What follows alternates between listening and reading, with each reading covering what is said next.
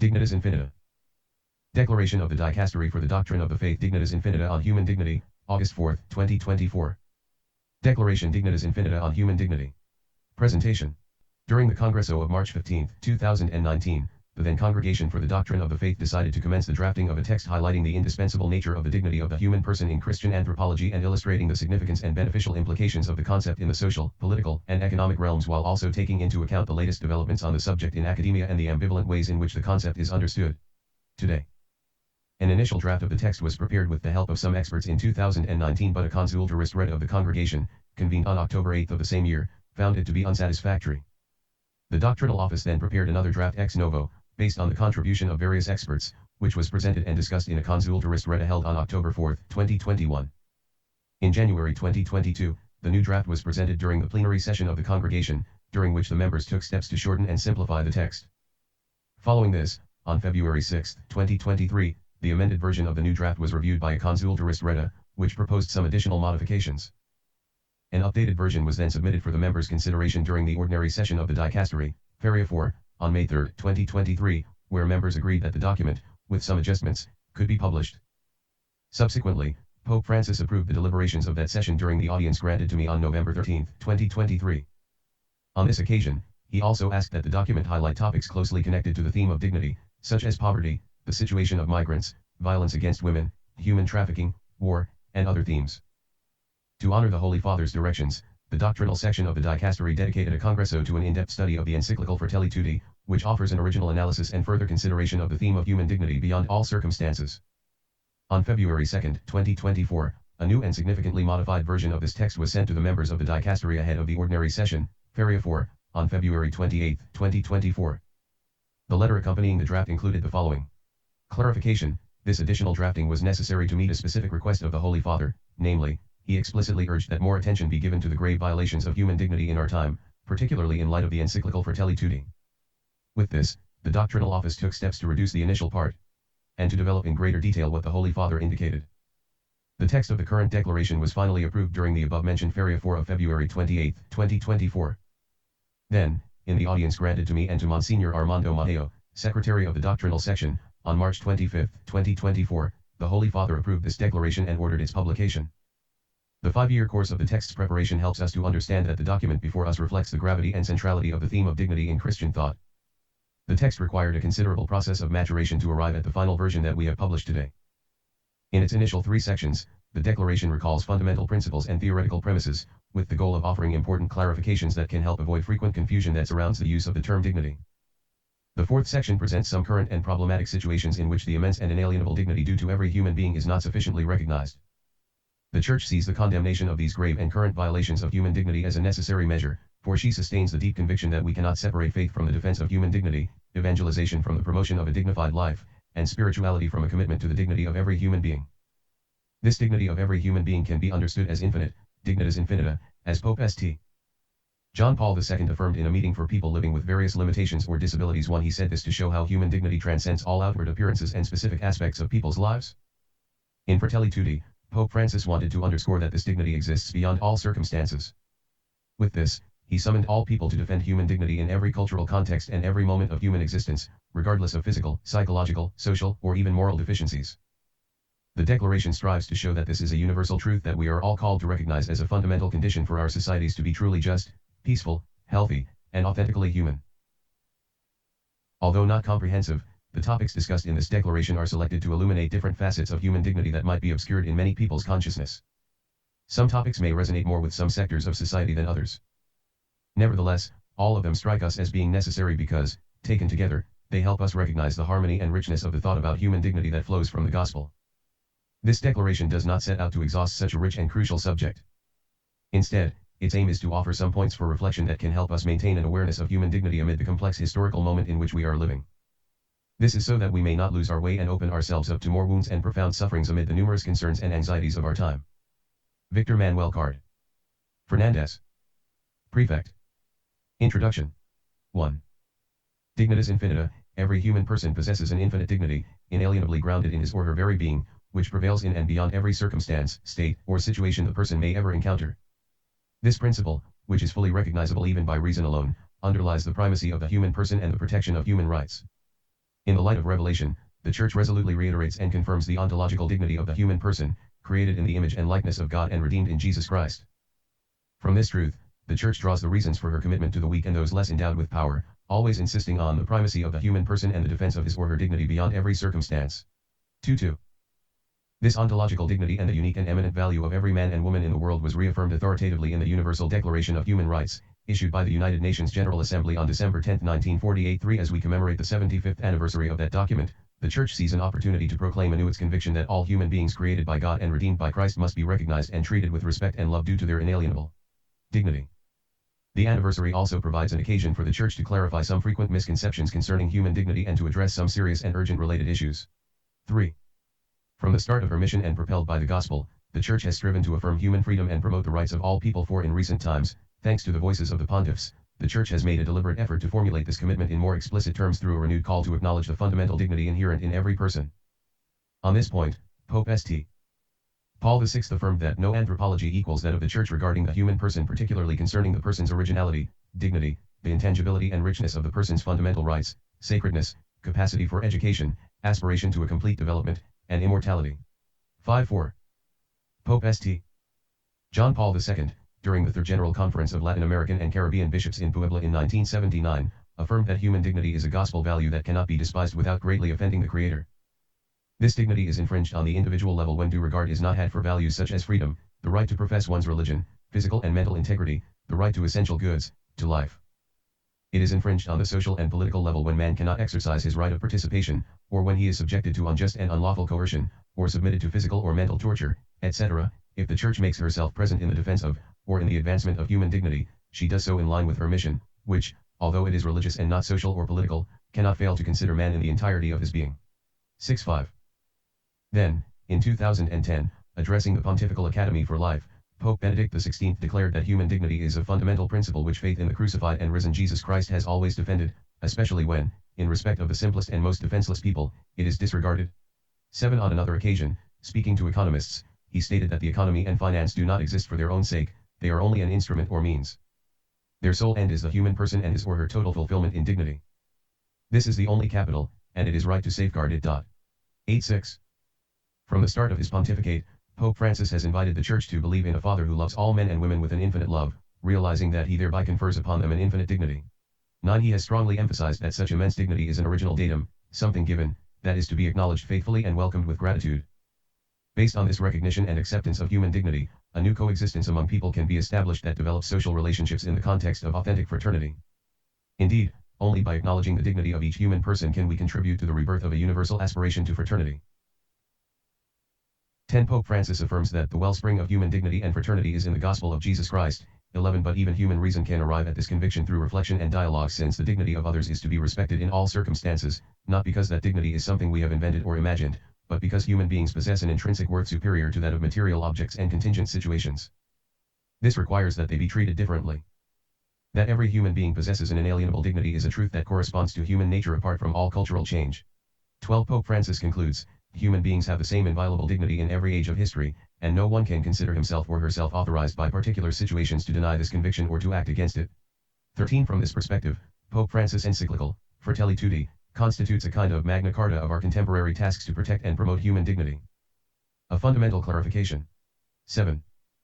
There is widespread agreement today on the importance and normative scope of human dignity and on the unique and transcendent value of every human being. 14. However, the phrase the dignity of the human person risks lending itself to a variety of interpretations that can yield potential ambiguities. 15. And contradictions that lead us to wonder whether the equal dignity of all human beings is truly recognized, respected, protected, and promoted in every situation. 16. This brings us to recognize the possibility of a fourfold distinction of the concept of dignity: ontological dignity, moral dignity, social dignity, and existential dignity. The most important among these is the ontological dignity that belongs to the person as such simply because he or she exists and is willed, created, and loved by God. Ontological dignity is indelible and remains valid beyond any circumstances in which the person may find themselves. When we speak of moral dignity, we refer to how people exercise their freedom. While people are endowed with conscience, they can always act against it. However, were they to do so, they would behave in a way that is not dignified with respect to their nature as creatures who are loved by God and called to love others. Yet, this possibility always exists for human freedom, and history illustrates how individuals, when exercising their freedom against the law of love revealed by the gospel, can commit inestimably profound acts of evil against others. Those who act this way seem to have lost any trace of humanity and dignity. This is where the present distinction can help us discern between the moral dignity that de facto can be lost and the ontological dignity that can never be annulled. And it is precisely because of this latter point that we must work with all our might so that all those who have done evil may repent and convert. 8. There are still two other possible aspects of dignity to consider, social and existential. When we speak of social dignity, we refer to the quality of a person's living conditions. For example, in cases of extreme poverty, where individuals do not even have what is minimally necessary to live according to their ontological dignity, it is said that those poor people are living in an undignified manner. This expression does not imply a judgment on those individuals but highlights how the situation in which they are forced to live contradicts their inalienable dignity.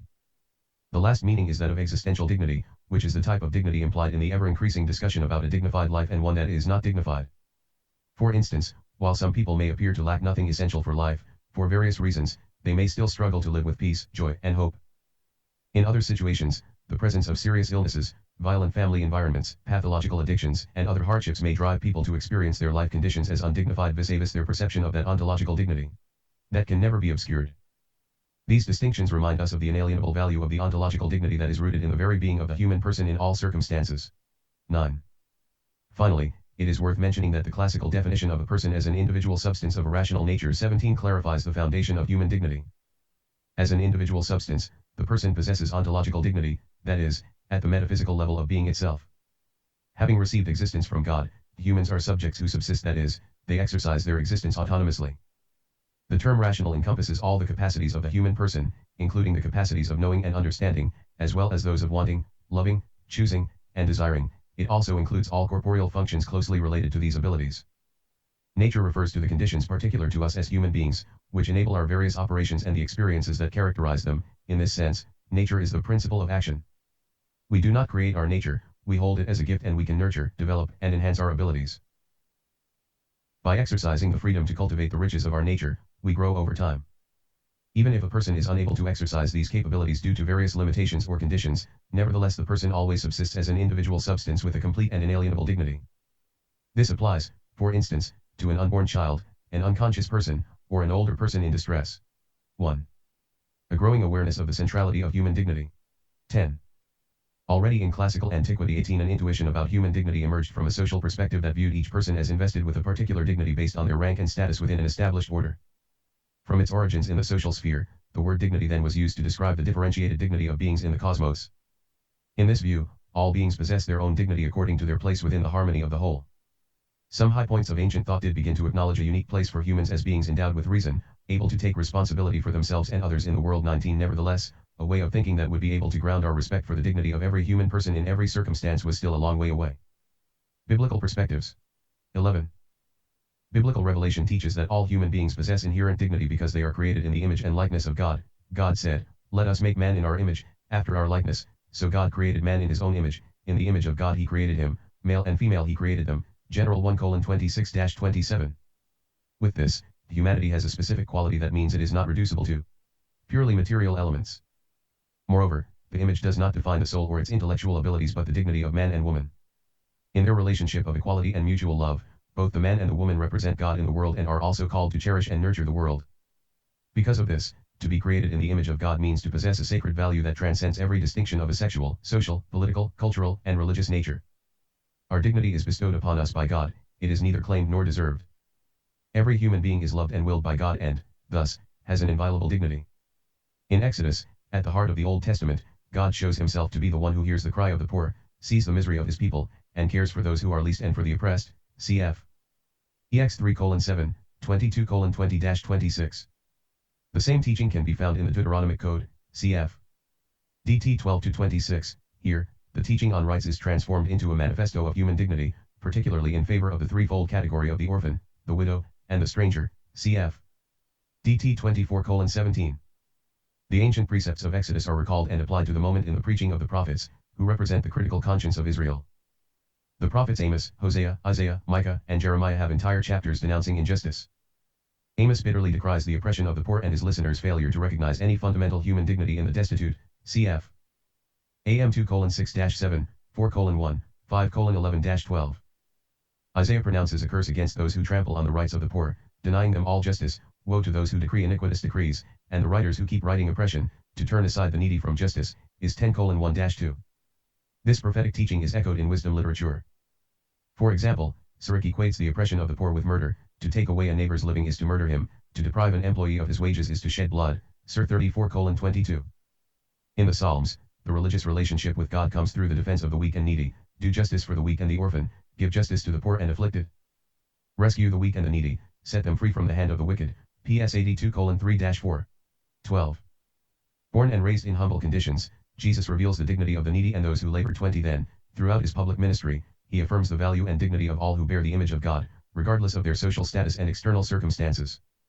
Jesus broke down cultural and cultic barriers, restoring dignity to those who were rejected or were considered to be on the margins of society, such as tax collectors, cf. MT 9:10-11, women, cf. JN 4:1-42, children, cf. MK 10:14-15, lepers, cf. MT 8:2-3, the sick, cf. MK 1:29-34, strangers, cf. MT 25:35, and widows, cf. LK 7:11-15. He heals, feeds, defends, liberates, and saves. He is described as a shepherd who is concerned about the one sheep that was lost, cf. MT 18:12-14. He identifies with the least of his brethren, as you did it to one of the least of these my brethren, you did it to me, MT 25:40. In biblical language, the little ones are not only the children, but are also the vulnerable, the most insignificant, the outcast, the oppressed, the discarded, the poor, the marginalized, the unlearned, the sick, and those who are downtrodden by the powerful. The glorious Christ will judge by the love of neighbor that consists in ministering to the hungry, the thirsty, the stranger, the naked, the sick, and the imprisoned, with whom he identifies, cf. MT 25:34-36. For Jesus, the good done to every human being, regardless of the ties of blood or religion, is the single criterion of judgment. The Apostle Paul affirms that every Christian must live according to the requirements of dignity and respect for the rights of all people, cf. Rom 13:8-10, according to the new commandment of love, cf 1 Cor 13:1-13. Developments in Christian thought. 13. As Christian thought developed, it also prompted and accompanied the progress of humanity's reflection on the concept of dignity. Drawing from the rich tradition of the Church Fathers, classical Christian anthropology emphasized the doctrine of the human being as created in the image and likeness of God and the unique role of the human person in creation. 21. By critically sifting through the inheritance it had received from ancient philosophy, medieval Christian thought arrived at a synthesis of the notion of the person that recognized the metaphysical foundation of human dignity. St. Thomas Aquinas attested to this when he affirmed that person signifies what is most perfect in all nature, that is, a subsistent individual of a rational nature. 22. The Christian humanism of the Renaissance later emphasized this ontological dignity and its preeminent manifestation in free human action. 23. Even in the writings of such modern thinkers as Descartes and Kant, who challenged some of the foundations of traditional Christian anthropology, one can still strongly perceive echoes of revelation. Building upon some recent philosophical reflections about the status of theoretical and practical subjectivity, Christian reflection then came to emphasize even more the depths of the concept of dignity.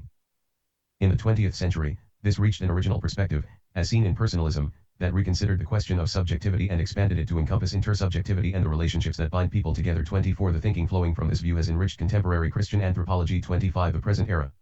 14. Today, the term dignity is mainly used to emphasize the uniqueness of the human person, incomparable to all other entities in the universe. From this perspective, we can understand how the word dignity was used in the 1948 United Nations Declaration, which speaks about the inherent dignity and of the equal and inalienable rights of all members of the human family. Only this inalienable character of human dignity makes it possible to speak about human rights. 26:15.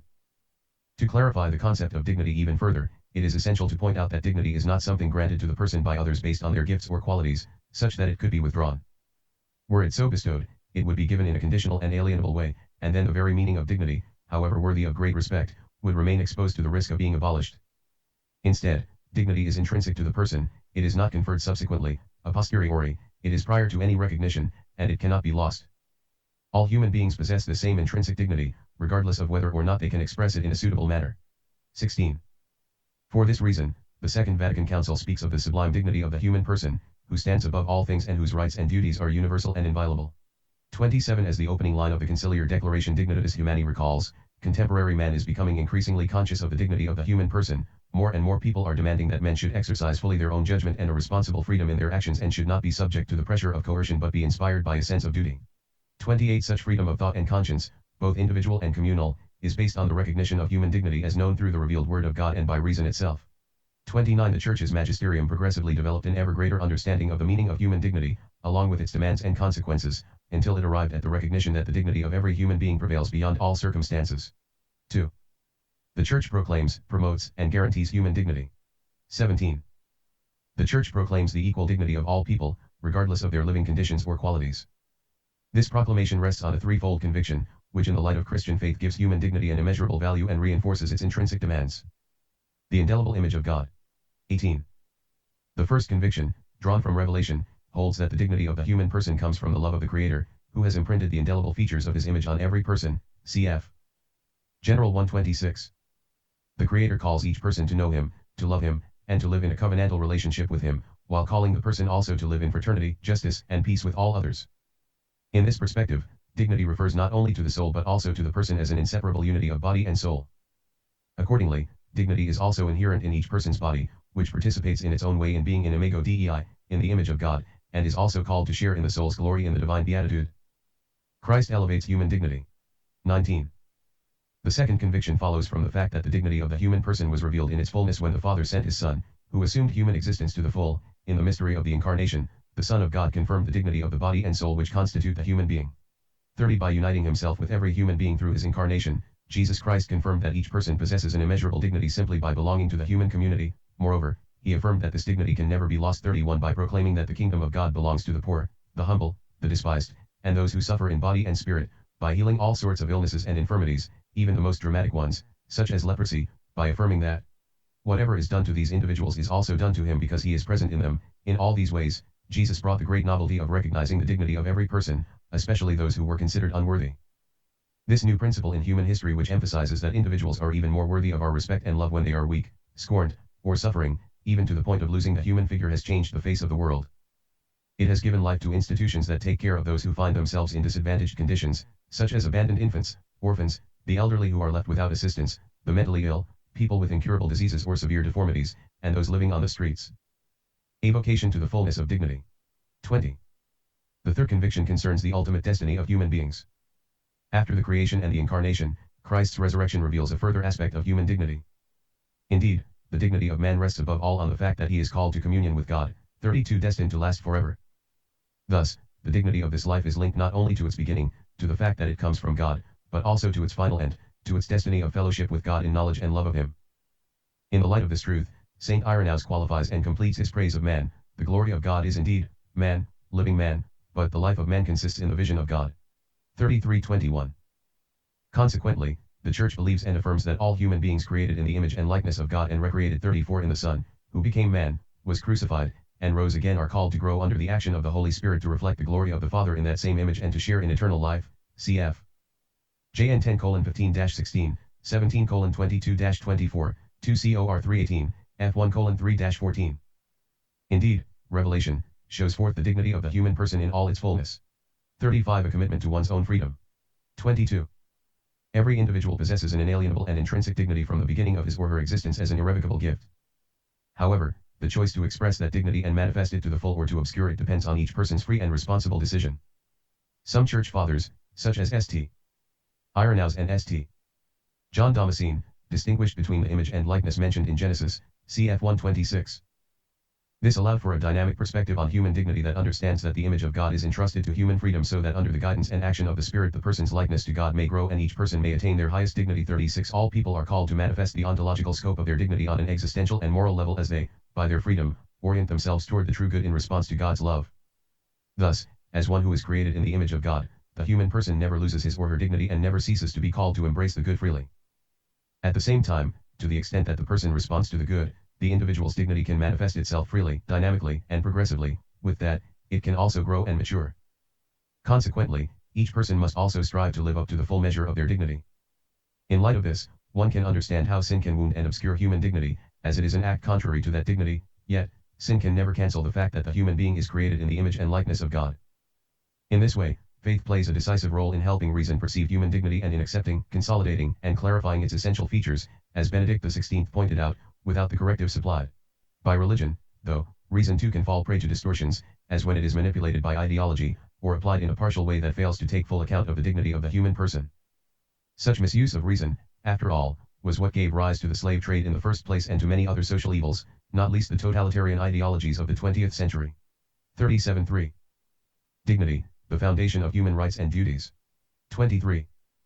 As Pope Francis has recalled, in modern culture, the closest reference to the principle of the inalienable dignity of the person is the Universal Declaration of Human Rights, which St. John Paul II defined as a milestone on the long and difficult path of the human race, and as one of the highest expressions of the human conscience.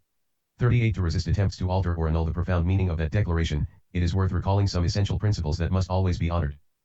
Unconditional respect for human dignity. 24. First, while there has been a growing awareness of human dignity, many misunderstandings of the concept still distort its meaning. Some people propose that it is better to use the expression personal dignity, and the rights of the person, instead of human dignity, and the rights of man, since they understand a person to be only one who is capable of reasoning. They then argue that dignity and rights are deduced from the individual's capacity for knowledge and freedom, which not all humans possess. Thus, according to them, the unborn child would not have personal dignity, nor would the older person who is dependent upon others, nor would an individual with mental disabilities. 39. On the contrary, the Church insists that the dignity of every human person, precisely because it is intrinsic, remains in all circumstances. The recognition of this dignity cannot be contingent upon a judgment about the person's ability to understand and act freely, otherwise, it would not be inherent in the person, independent of the individual situation, and thus deserving unconditional respect. Only by recognizing an intrinsic and inalienable dignity in every human being can we guarantee a secure and inviolable foundation for that quality. Without any ontological grounding, the recognition of human dignity would vacillate at the mercy of varying and arbitrary judgments. The only prerequisite for speaking about the dignity inherent in the person is their membership in the human species, whereby the rights of the person are the rights of man. 40. An objective basis for human freedom. 25. Second, the concept of human dignity is also occasionally misused to justify an arbitrary proliferation of new rights, many of which are at odds with those originally defined and often are set in opposition to the fundamental right to life. 41. It is as if the ability to express and realize every individual preference or subjective desire should be guaranteed. This perspective identifies dignity with an isolated and individualistic freedom that claims to impose particular subjective desires and propensities as rights to be guaranteed and funded by the community. However, human dignity cannot be based on merely individualistic standards, nor can it be identified with the psychophysical well-being of the individual. Rather, the defense of human dignity is based on the constitutive demands of human nature, which do not depend on individual arbitrariness or social recognition. Therefore, the duties that stem from recognizing the dignity of the other and the corresponding rights that flow from it have a concrete and objective content based on our shared human nature. Without such an objective basis, the concept of dignity becomes de facto subject to the most diverse forms of arbitrariness and power interests. The relational structure of the human person. 26. Viewed through the lens of the relational character of the person, human dignity helps to overcome the narrow perspective of a self-referential and individualistic freedom that claims to create its own values regardless of the objective norms of the good and of our relationship with other living beings. Indeed, there is an ever-growing risk of reducing human dignity to the ability to determine one's identity and future independently of others, without regard for one's membership in the human community. In this flawed understanding of freedom, the mutual recognition of duties and rights that enable us to care for each other becomes impossible. In fact, as Pope St.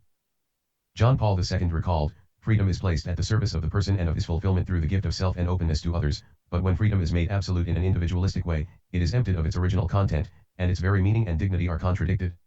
42. 27. Human dignity also encompasses the capacity, inherent in human nature, to assume obligations vis-a-vis others. 28. The difference between humans and all other living beings, which stands out thanks to the concept of dignity, should not lead us to forget the goodness of other creatures. Those beings exist not only for human utility but also possess a value of their own, they are like gifts entrusted to humanity to be cherished and cultivated. Thus, while the concept of dignity is reserved for the human being, at the same time, the creaturely goodness of the rest of the cosmos must be affirmed. As Pope Francis points out, by virtue of our unique dignity and our gift of intelligence, we are called to respect creation and its inherent laws. Each creature possesses its own particular goodness and perfection. Each of the various creatures, willed in its own being, reflects in its own way a ray of God's infinite wisdom and goodness. Man must therefore respect the particular goodness of every creature, to avoid any disordered use of things.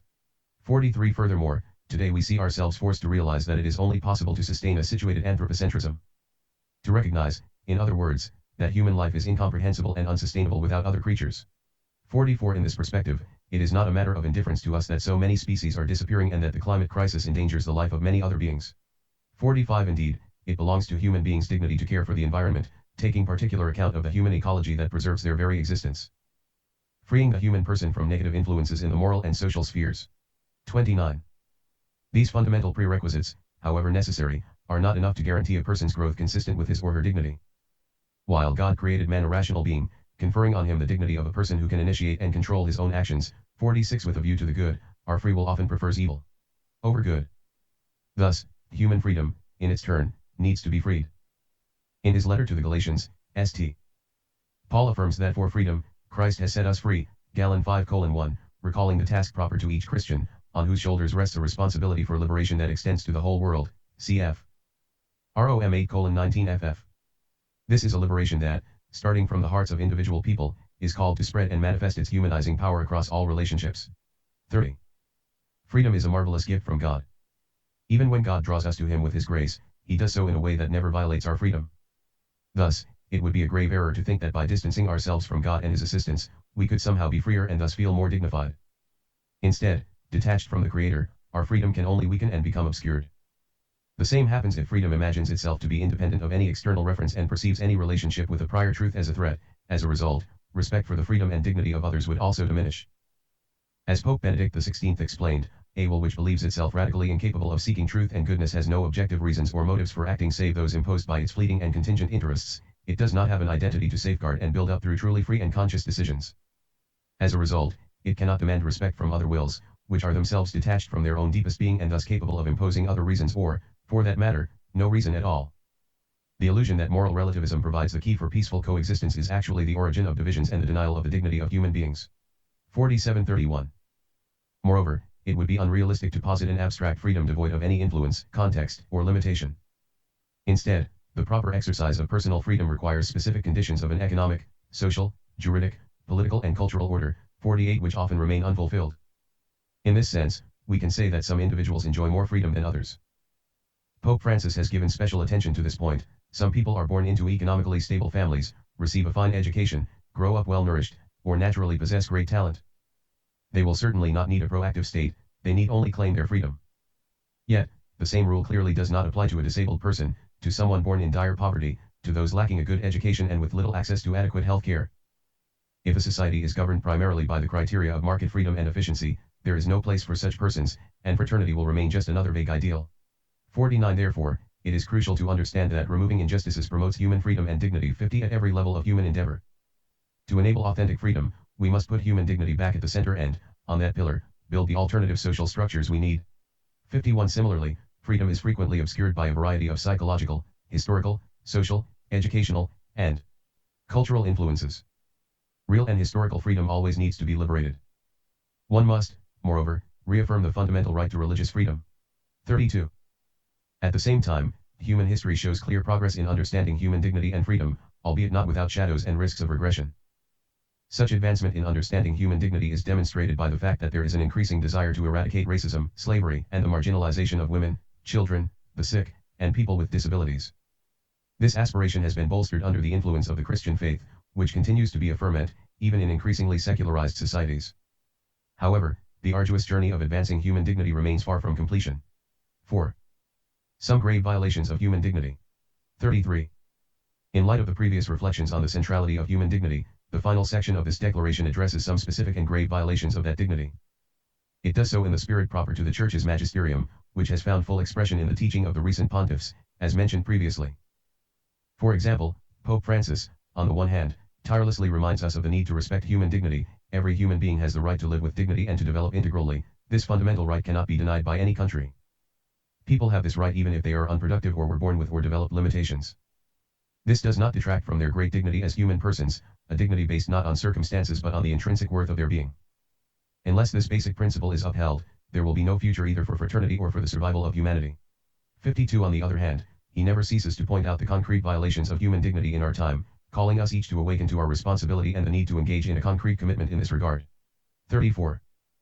In addressing some of the many grave violations of human dignity today, we can draw upon the teachings of the Second Vatican Council, which emphasized that all offenses against life itself, such as murder, genocide, abortion, euthanasia, and willful suicide must be recognized as contrary to human dignity. 53 Furthermore, the Council affirmed that all violations of the integrity of the human person, such as mutilation, physical and mental torture, undue psychological pressures, also infringe upon our dignity. 54 Finally, it denounced all offenses against human dignity, such as subhuman living conditions, arbitrary imprisonment, deportation, slavery, prostitution, the selling of women and children, degrading working conditions where individuals are treated as mere tools for profit rather than free and responsible persons. 55 Here, one should also mention the death penalty, for this also violates the inalienable dignity of every person, regardless of the circumstances. 56 In this regard, we must recognize that the firm rejection of the death penalty shows to what extent it is possible to recognize the inalienable dignity of every human being and to accept that he or she has a place in this universe. If I do not deny that dignity to the worst of criminals, I will not deny it to anyone. I will give everyone the possibility of sharing this planet with me, despite all our differences. 57. It is also fitting to reaffirm the dignity of those who are incarcerated, who often must live in undignified conditions. Finally, it should be stated that even if someone has been guilty of serious crimes, the practice of torture completely contradicts the dignity that is proper to every human being. 35. While not claiming to be exhaustive, the following paragraphs draw attention to some grave violations of human dignity that are particularly relevant. The drama of poverty. 36. One of the phenomena that contributes significantly to denying the dignity of so many human beings is extreme poverty, linked as it is to the unequal distribution of wealth. As Pope St. John Paul II emphasized, one of the greatest injustices in the contemporary world consists precisely in this, that the ones who possess much are relatively few and those who possess almost nothing are many. It is the injustice of the poor distribution of the goods and services originally intended for all. 58. Moreover, it would be misleading to make a cursory distinction between rich and poor countries, for Benedict XVI recognized that the world's wealth is growing in absolute terms, but inequalities are on the increase. In rich countries, new sectors of society are succumbing to poverty and new forms of poverty are emerging. In poorer areas, some groups enjoy a sort of superdevelopment of a wasteful and consumerist kind, which forms an unacceptable contrast with the ongoing situations of dehumanizing deprivation. The scandal of glaring inequalities continues. 59. Where the dignity of the poor is doubly denied because of the lack of resources available to meet their basic needs and the indifference shown toward them by their neighbors. 37. With Pope Francis, therefore, one must conclude that wealth has increased, but together with inequality, with the result that new forms of poverty are emerging. The claim that the modern world has reduced poverty is made by measuring poverty with criteria from the past that do not correspond to present-day realities. 60. As a result, poverty can take a variety of forms, such as an obsession with reducing labor costs with no concern for its grave consequences, since the unemployment that it directly generates leads to the expansion of poverty. 61. Among these destructive effects of the empire of money, 62. It must be recognized that there is no poverty worse than that which takes away work and the dignity of work. 63. Moreover, if some people are born into a country or family where they have fewer opportunities to develop, we should acknowledge that this is contrary to their dignity, which is the same dignity as that of those born into a wealthy family or country. We are all responsible for this stark inequality, albeit to varying degrees. War. 38. Another tragedy that denies human dignity, both in the past and today, is war, terrorist attacks, racial or religious persecution, and many other affronts to human dignity, have become so common as to constitute a real Third World War fought piecemeal. 64. With its trail of destruction and suffering, war attacks human dignity in both the short and long term, while reaffirming the inalienable right to self-defense and the responsibility to protect those whose lives are threatened. We must acknowledge that war is always a defeat of humanity. No war is worth the tears of a mother who has seen her child mutilated or killed. No war is worth the loss of the life of even one human being, a sacred being created in the image and likeness of the Creator. No war is worth the poisoning of our common home, and no war is worth the despair of those who are forced to leave their homeland and are deprived, from one moment to the next, of their home and all the family, friendship, social and cultural ties that have been built up, sometimes over generations. 65. All wars, by the mere fact that they contradict human dignity, are conflicts that will not solve problems but only increase them. 66. This point is even more critical in our time when it has become commonplace for so many innocent civilians to perish beyond the confines of a battlefield. 39.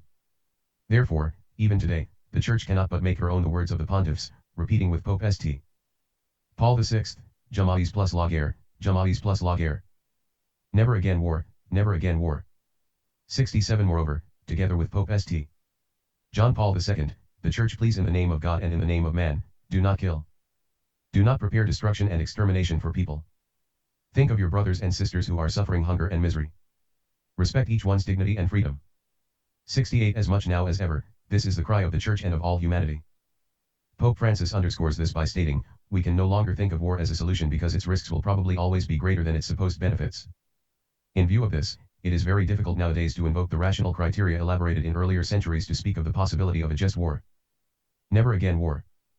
69. Since humanity often falls back into the same mistakes of the past, in order to make peace a reality, we must move away from the logic of the legitimacy of war. 70. The intimate relationship between faith and human dignity means it would be contradictory for war to be based on religious convictions. The one who calls upon God's name to justify terrorism, violence, and war does not follow God's path. War in the name of religion becomes a war against religion itself. 71. The travail of migrants. 40. Migrants are among the first victims of multiple forms of poverty. Not only is their dignity denied in their home countries 72 but also their lives are put at risk because they no longer have the means to start a family, to work, or to feed themselves 73. Once they have arrived in countries that should be able to accept them, Migrants are not seen as entitled like others to participate in the life of society, and it is forgotten that they possess the same intrinsic dignity as any person.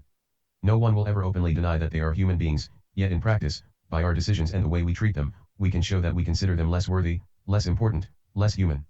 74 Therefore, it is urgent to remember that every migrant is a human person who, as such, possesses fundamental, inalienable rights that must be respected by everyone and in every circumstance.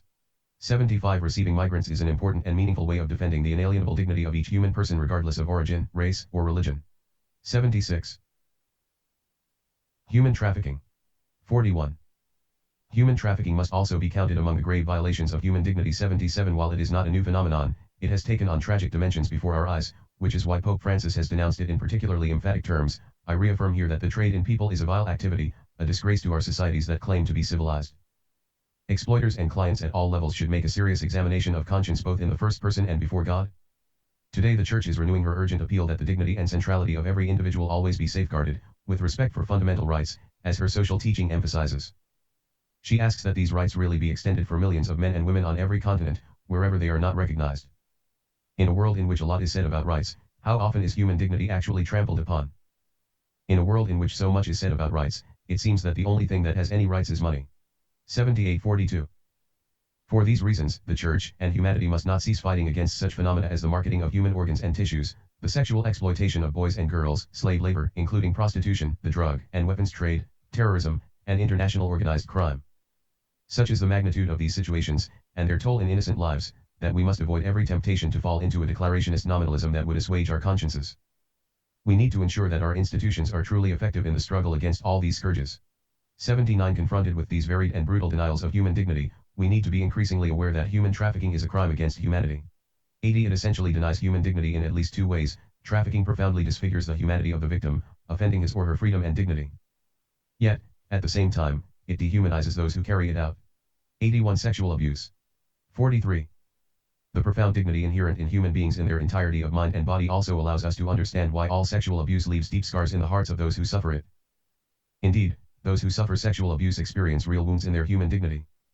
These are sufferings that can last a lifetime and that no repentance can remedy. This phenomenon is widespread in society and it also affects the Church and represents a serious obstacle to her mission. 82 From this stems the Church's ceaseless efforts to put an end to all kinds of abuse, starting from within. Violence against women. 44. Violence against women is a global scandal that is gaining increasing recognition.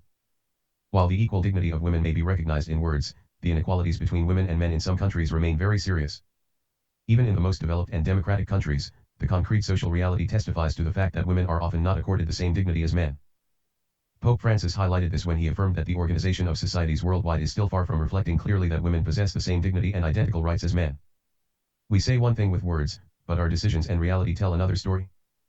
Indeed, doubly poor are those women who endure situations of exclusion, mistreatment, and violence, since they are frequently less able to defend their rights. 8345. Pope St. John Paul II recognized that much remains to be done to prevent discrimination against those who have chosen to be wives and mothers. Here is an urgent need to achieve real equality in every area, equal pay for equal work, protection for working mothers, fairness in career advancements, equality of spouses with regard to family rights and the recognition of everything that is part of the rights and duties of citizens in a democratic state. 84 Indeed, inequalities in these areas are also various forms of violence. He also recalled that the time has come to condemn vigorously the types of sexual violence which frequently have women for their object and to pass laws which effectively defend them from such violence. Nor can we fail, in the name of the respect due to the human person, to condemn the widespread hedonistic and commercial culture which encourages the systematic exploitation of sexuality and corrupts even very young girls into letting their bodies be used for profit. 85 Among the forms of violence carried out on women, how can we not mention coercive abortions, which affect both mother and child, often to satisfy the selfishness of males? And how can we not also mention the practice of polygamy? As the Catechism of the Catholic Church reminds us, polygamy is contrary to the equal dignity of women and men, it is also contrary to conjugal love which is undivided and exclusive. 86. 46. In this consideration of violence against women, one cannot condemn enough the phenomenon of femicide.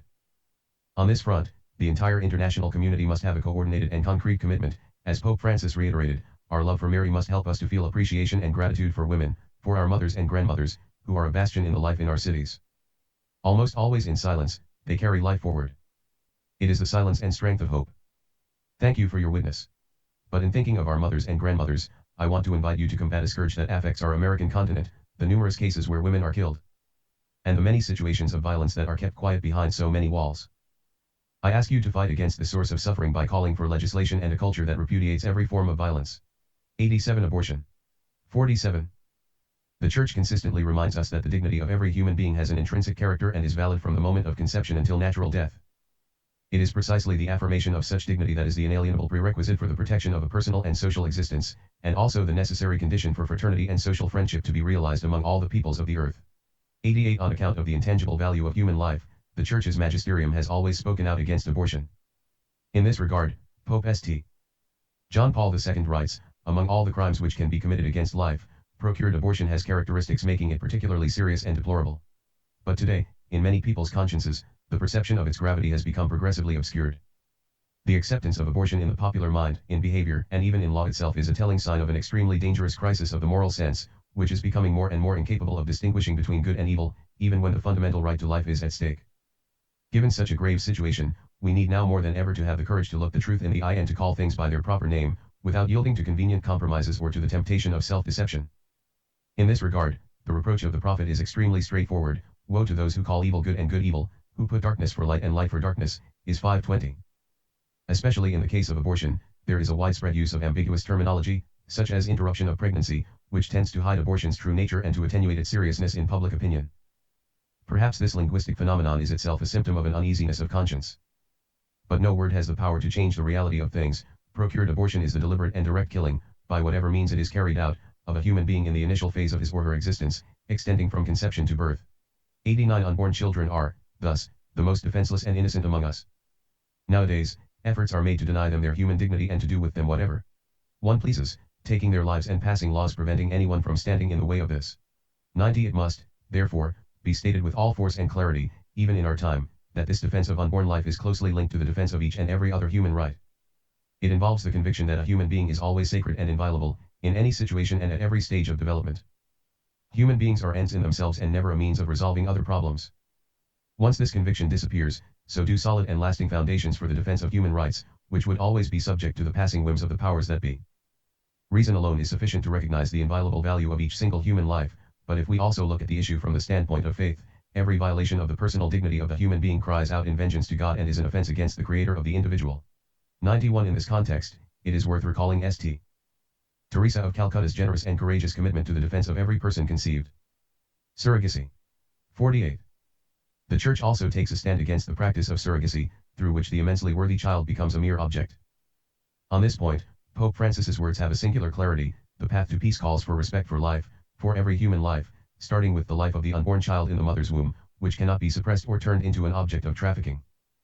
In this regard, I deem deplorable the practice of so-called surrogate motherhood, which represents a grave violation of the dignity of the woman and the child, based on the exploitation of situations of the mother's material needs. A child is always a gift and never the basis of a commercial contract. Consequently, I express my hope for an effort by the international community to prohibit this practice universally. 92.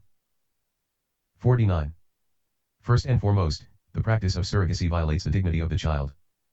Indeed, every child possesses an intangible dignity that is clearly expressed albeit in a unique and differentiated way at every stage of his or her life, from the moment of conception, at birth, growing up as a boy or girl, and becoming an adult. Because of this unalienable dignity, the child has the right to have a fully human, and not artificially induced, origin and to receive the gift of a life that manifests both the dignity of the giver and that of the receiver. Moreover, acknowledging the dignity of the human person also entails recognizing every dimension of the dignity of the conjugal union and of human procreation. Considering this, the legitimate desire to have a child cannot be transformed into a right to a child that fails to respect the dignity of that child as the recipient of the gift of life. 9350. Surrogacy also violates the dignity of the woman, whether she is coerced into it or chooses to subject herself to it freely. For, in this practice, the woman is detached from the child growing in her and becomes a mere means subservient to the arbitrary gain or desire of others. This contrasts in every way with the fundamental dignity of every human being and with each person's right to be recognized always individually and never as an instrument for another. Euthanasia and assisted suicide. 51. There is a special case of human dignity violation that is quieter but is swiftly gaining ground. It is unique in how it utilizes a mistaken understanding of human dignity to turn the concept of dignity against life itself. This confusion is particularly evident today in discussions surrounding euthanasia. For example, laws permitting euthanasia or assisted suicide are sometimes called death with dignity acts. With this, there is a widespread notion that euthanasia or assisted suicide is somehow consistent with respect for the dignity of the human person. However, in response to this, it must be strongly reiterated that suffering does not cause the sick to lose their dignity, which is intrinsically and inalienably their own. Instead, suffering can become an opportunity to strengthen the bonds of mutual belonging and gain greater awareness of the precious value of each person to the whole human family. 52. Certainly, the dignity of those who are critically or terminally ill calls for all suitable and necessary efforts to alleviate their suffering through appropriate palliative care and by avoiding aggressive treatments or disproportionate medical procedures. This approach corresponds with the enduring responsibility to appreciate the needs of the sick person, care needs, pain relief, and affective and spiritual needs. 94. However, an effort of this nature is entirely different from and is indeed contrary to a decision to end one's own life or that of another person who is burdened by suffering. Even in its sorrowful state, human life carries a dignity that must always be upheld, that can never be lost, and that calls for unconditional respect. Indeed, there are no circumstances under which human life would cease from being dignified and could, as a result, be put to an end. Each life has the same value and dignity for everyone. The respect of the life of another is the same as the respect owed to one's own life. 95. Therefore, helping the suicidal person to take his or her own life is an objective offense against the dignity of the person asking for it, even if one would be thereby fulfilling the person's wish. We must accompany people towards death, but not provoke death or facilitate any form of suicide. Remember that the right to care and treatment for all must always be prioritized so that the weakest, particularly the elderly and the sick, are never rejected. Life is a right, not death, which must be welcomed, not administered. And this ethical principle concerns everyone, not just Christians or believers. 96. As mentioned above, the dignity of each person, no matter how weak or burdened by suffering, implies the dignity of us all. The marginalization of people with disabilities. 53. One criterion for verifying whether real attention is given to the dignity of every individual in society is the help given to the most disadvantaged. Regrettably, our time is not known for such care, rather, a throwaway culture is increasingly imposing itself. 97. To counter this trend, the condition of those experiencing physical or mental limitations warrants special attention and concern. Such conditions of acute vulnerability. 98. Which feature prominently in the Gospels prompt universal questions about what it means to be a human person, especially starting from the condition of impairment or disability. The question of human imperfection also carries clear socio-cultural implications since some cultures tend to marginalize or even oppress individuals with disabilities, treating them as rejects. However, the truth is that each human being, regardless of their vulnerabilities, receives his or her dignity from the sole fact of being willed and loved by God. Thus, every effort should be made to encourage the inclusion and active participation of those who are affected by frailty or disability in the life of society and of the Church. 9954. In a broader perspective, it must be remembered that this charity, which is the spiritual heart of politics, is always a preferential love shown to those in greatest need. It undergirds everything we do on their behalf. To tend those in need takes strength and tenderness, effort, and generosity in the midst of a functionalistic and privatized mindset that inexorably leads to a throwaway culture. It involves taking responsibility for the present with its situations of utter marginalization and anguish, and being capable of bestowing dignity upon it. It will likewise inspire intense efforts to ensure that everything be done to protect the status and dignity of the human person. 100. Gender theory. 55. The Church wishes, first of all, to reaffirm that every person, regardless of sexual orientation, ought to be respected in his or her dignity and treated with consideration, while every sign of unjust discrimination is to be carefully avoided, particularly any form of aggression and violence. 101. For this reason, it should be denounced as contrary to human dignity the fact that, in some places, not a few people are imprisoned, tortured, and even deprived of the good of life solely because of their sexual orientation. 56. At the same time, the Church highlights the definite critical issues present in gender theory. On this point, Pope Francis has reminded us that the path to peace calls for respect for human rights, in accordance with the simple yet clear formulation contained in the Universal Declaration of Human Rights, whose 75th anniversary we recently celebrated. These principles are self-evident and commonly accepted. Regrettably, in recent decades, attempts have been made to introduce new rights that are neither fully consistent with those originally defined nor always acceptable. They have led to instances of ideological colonization, in which gender theory plays a central role. The latter is extremely dangerous since it cancels differences in its claim to make everyone equal. 102.57. Regarding gender theory, whose scientific coherence is the subject of considerable debate among experts, the Church recalls that human life in all its dimensions, both physical and spiritual, is a gift from God. This gift is to be accepted with gratitude and placed at the service of the good. Desiring a personal self-determination, as gender theory prescribes, apart from this fundamental truth that human life is a gift, amounts to a concession to the age-old temptation to make oneself God, entering into competition with the true God of love revealed to us in the Gospel. 58. Another prominent aspect of gender theory is that it intends to deny the greatest possible difference that exists between living beings, sexual difference. This foundational difference is not only the greatest imaginable difference but is also the most beautiful and most powerful of them. In the male-female couple, this difference achieves the most marvelous of reciprocities. It thus becomes the source of that miracle that never ceases to surprise us, the arrival of new human beings in the world. 59. In this sense, respect for both one's own body and that of others is crucial in light of the proliferation of claims to new rights advanced by gender theory. This ideology envisages a society without sexual differences, thereby eliminating the anthropological basis of the family. 103 It thus becomes unacceptable that some ideologies of this sort, which seek to respond to what are at times understandable aspirations, manage to assert themselves as absolute and unquestionable, even dictating how children should be raised. It needs to be emphasized that biological sex and the socio-cultural role of sex, gender, can be distinguished but not separated. 104 Therefore, all attempts to obscure reference to the ineliminable sexual difference between man and woman are to be rejected. We cannot separate the masculine and the feminine from God's work of creation, which is prior to all our decisions and experiences, and where biological elements exist which are impossible to ignore. 105 Only by acknowledging and accepting this difference in reciprocity can each person fully discover themselves, their dignity, and their identity. Sex change. 60. The dignity of the body cannot be considered inferior to that of the person as such. The Catechism of the Catholic Church expressly invites us to recognize that the human body shares in the dignity of the image of God. 106 Such a truth deserves to be remembered, especially when it comes to sex change, for humans are inseparably composed of both body and soul. In this, the body serves as the living context in which the interiority of the soul unfolds and manifests itself, as it does also through the network of human relationships. Constituting the person's being, the soul, and the body both participate in the dignity that characterizes every human. 107 Moreover, the body participates in that dignity as it is endowed with personal meanings, particularly in its sex condition. 108 It is in the body that each person recognizes himself or herself as generated by others, and it is through their bodies that men and women can establish a loving relationship capable of generating other persons. Teaching about the need to respect the natural order of the human person, Pope Francis affirmed that creation is prior to us and must be received as a gift. At the same time, we are called to protect our humanity, and this means, in the first place, accepting it and respecting it as it was created. 109 It follows that any sex change intervention, as a rule, risks threatening the unique dignity the person has received from the moment of conception.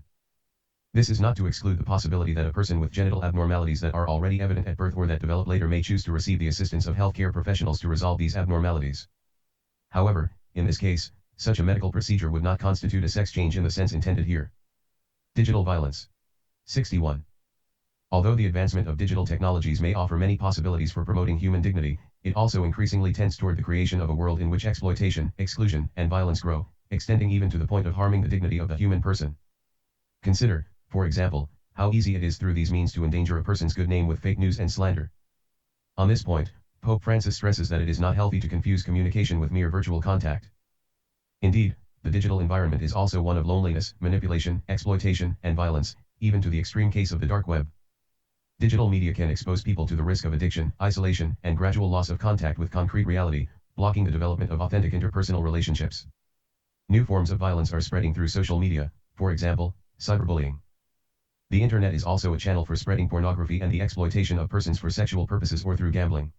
110 In this way, paradoxically, the more that opportunities for making connections grow in this realm, the more people find themselves isolated and impoverished in interpersonal relationships. Digital communication wants to bring everything out into the open. People's lives are combed over, laid bare and bandied about, often anonymously.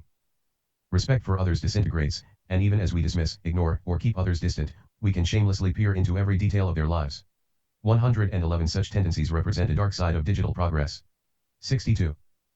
In this perspective, if technology is to serve human dignity and not harm it, and if it is to promote peace rather than violence, then the human community must be proactive in addressing these trends with respect to human dignity and the promotion of the good. In today's globalized world, the media can help us to feel closer to one another, creating a sense of the unity of the human family which in turn can inspire solidarity and serious efforts to ensure a more dignified life for all.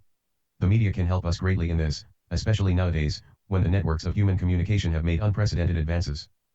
The internet, in particular, offers immense possibilities for encounter and solidarity. This is something truly good, a gift from God. We need constantly to ensure that present-day forms of communication are in fact guiding us to generous encounter with others, to honest pursuit of the whole truth, to service, to closeness to the underprivileged and to the promotion of the common good. 112 Conclusion. 63.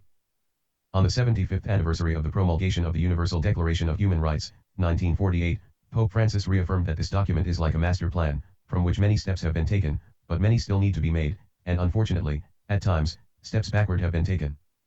The commitment to human rights is never finished. In this regard, I am near to all those who, without fanfare, in concrete daily life, fight and personally pay the price for defending the rights of those who do not count. 113-64. In this spirit, the Church, with the present declaration, ardently urges that respect for the dignity of the human person beyond all circumstances be placed at the center of the commitment to the common good and at the center of every legal system. Indeed, respect for the dignity of each person is the indispensable basis for the existence of any society that claims to be founded on just law and not on the force of power. Acknowledging human dignity forms the basis for upholding fundamental human rights, which precede and ground all civic coexistence 11465. Each individual and also every human community is responsible for the concrete and actual realization of human dignity. Meanwhile, it is incumbent on states not only to protect human dignity but also to guarantee the conditions necessary for it to flourish in the integral promotion of the human person. In political activity, we should remember that appearances notwithstanding, every person is immensely holy and deserves our love and dedication. 115. 66. Even today, in the face of so many violations of human dignity that seriously threaten the future of the human family, the Church encourages the promotion of the dignity of every human person, regardless of their physical, mental, cultural, social, and religious characteristics. The Church does this with hope, confident of the power that flows from the risen Christ, who has fully revealed the integral dignity of every man and woman. This certainty becomes an appeal in Pope Francis' words directed to each of us. I appeal to everyone throughout the world not to forget this dignity which is ours. No one has the right to take it from us. 116 The Supreme Pontiff, Francis, at the audience granted to the undersigned prefect of the Dicastery for the Doctrine of the Faith, with the secretary for the doctrinal section of the Dicastery, on March 25, 2024, approved this declaration, which was decided at the ordinary session of this Dicastery on February 28, 2024, and he ordered its publication. Given in Rome, at the Dicastery for the Doctrine of the Faith, on April 2, 2024, the 19th anniversary of the death of Pope St. John Paul II. Victor Manuel Card. Fernandez. Prefect. Messenger. Armando Mateo. Secretary for the Doctrinal Section. Ex Audiencia di 25.03.2024. Franciscus.